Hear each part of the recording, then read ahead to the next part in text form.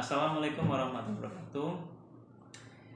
Ayah bunda, banyak orang tua mengeluh tentang kondisi anaknya, atau juga seorang suami mengeluh dengan kondisi istrinya, atau istri mengeluh dengan kondisi suaminya.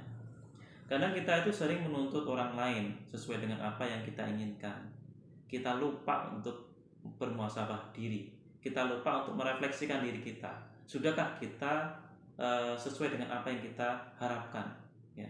Jika kita misalnya ingin mengharapkan anak-anak kita menjadi anak yang soleh-soleha, kemudian anak-anak kita menjadi anak yang baik, ya, pertanyaan adalah sudahkah kita menjadi sosok yang soleh? Sudahkah kita menjadi sosok yang soleha? Nah, ini penting, ya. Ini sangat penting sekali. Kalau kita merasa belum menjadi sosok ayah yang soleh atau ibu yang soleha, bagaimana mungkin anak-anak kita menjadi sosok yang soleh-soleha? Ayah bunda, anak itu lebih patuh dengan apa yang dia lihat daripada apa yang dia dengar.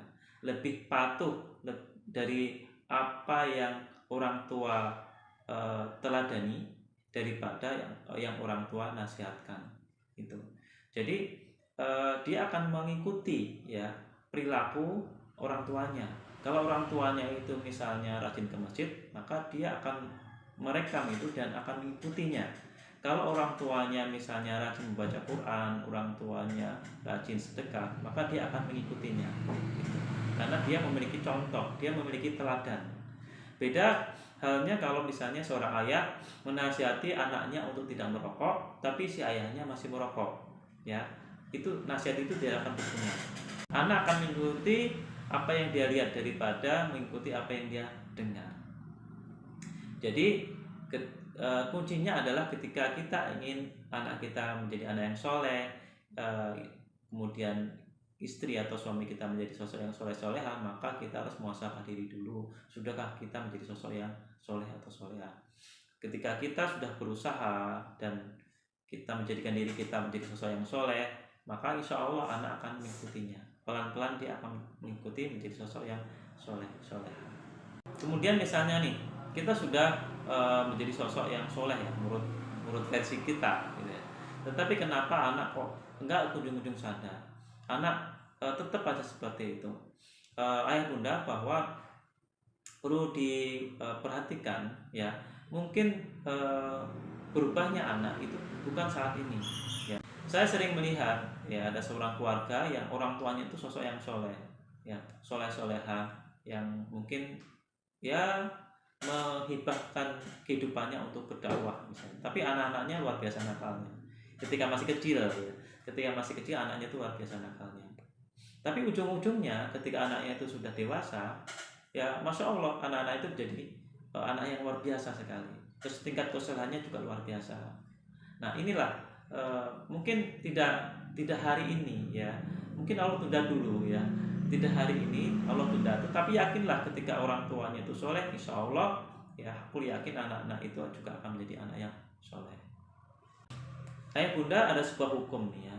Saya bacakan hukumnya dalam Quran surat Al-Isra ayat 7, ya.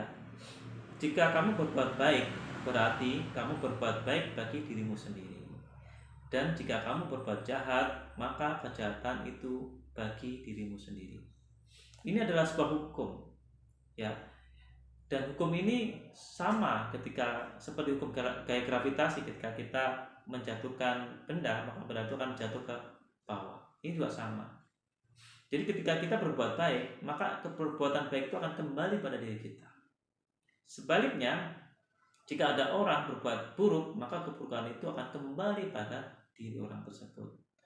Sama halnya ketika kita menginginkan, ya, memiliki sosok anak yang soleh, maka kita harus menjadi sosok yang soleh dulu, ya, agar kesolehan kita itu akan kembali pada diri kita, kembali kepada anak-anak kita.